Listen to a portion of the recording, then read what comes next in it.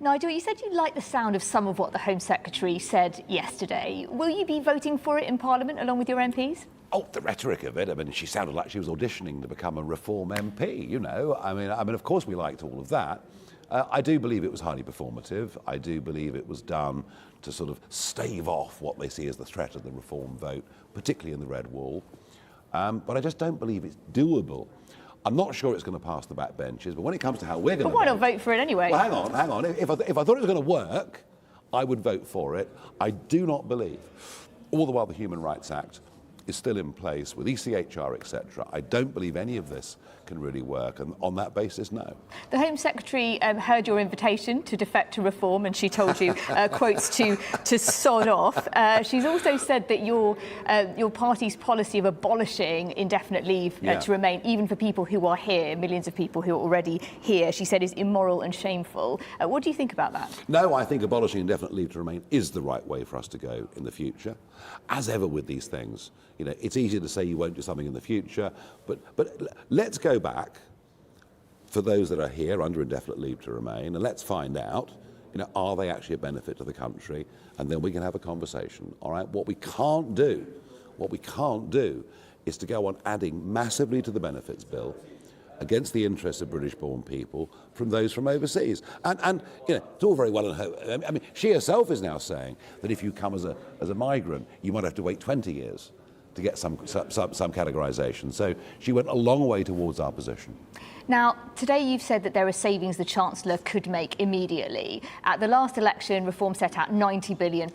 You've dropped that now, times have changed. No. This was very specific today. Can we save £30 billion a year by dropping net zero? Yes. Are there changes in the banking system that could save us big money that the Lib Dems have now picked up from us? Yes. Are there huge savings across the board we can make? Yes. What today was about was a very, on the back of what the Home Secretary said yesterday. She talked about illegal migrants coming into Britain. What we were showing today is that even legal migration has had a very, very big cost. So this £25 billion is just a start. So what you've set out today includes removing welfare from foreign-born citizens. This wasn't, by the way, this wasn't a shadow budget. This was just one very specific area, which is basically the welfare bill for those that are born abroad, that we wanted to talk about. But even there, removing welfare from foreign-born citizens may not be that simple. It may involve a whole EU renegotiation. There may be consequences for the hundreds of thousands of British people who live in European countries in good faith. It could be quite tricky. Well, obviously, it's not just EU citizens that we would withdraw from. What we'd like with the EU is a fair negotiation.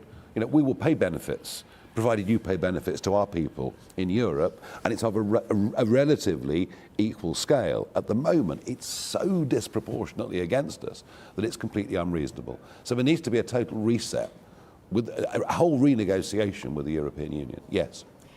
You are, according to the polls, on course to form the next government. Can we ask a few questions, quick-fire questions, if I may, about what you would do in government? Oh, yes or no? So NHS free at the point of use in a Reform government? Stopping the boats entirely? Yes. Yes. What about not raising all the main taxes, income tax, VAT, national insurance? Yes. What about the triple lock on pensions? Open debate. Depends on the state of the economy. When will you decide? Not now, nearer the election. Lots of pensioners will be quite worried about that. I'm sure they would be, but right now they're getting above inflation increases. Now, that doesn't mean they're wealthy.